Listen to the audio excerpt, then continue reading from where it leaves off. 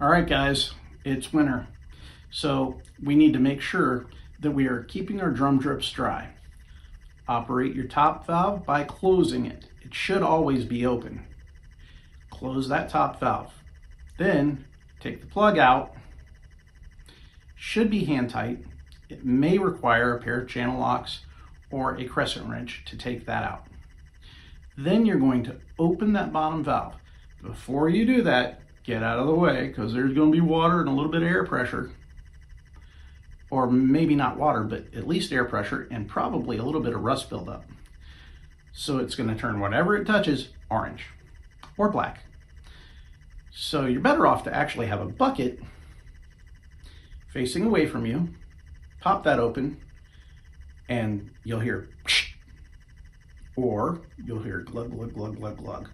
If you hear glug, glug, glug, glug, glug, you've got a little bit of work ahead of you.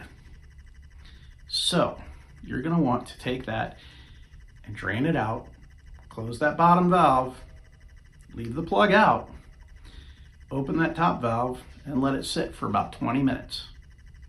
Then come back, and you're going to close the top valve, open the bottom valve, and drain it out. Very important before the freeze comes to get these dry, all of them. If you have a bunch of them in the attic, you got some work ahead of you.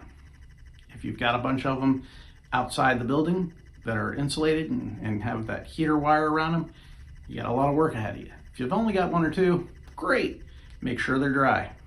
It's very, very important right now because we have freezing temperatures coming. If you're above the freeze zone, you need to keep these dry. Thanks for watching. Like and subscribe. Cat's Fire Protection answers your questions. He's got answers that make sense. Don't wait the channel to open his Cat's Fire Protection answers.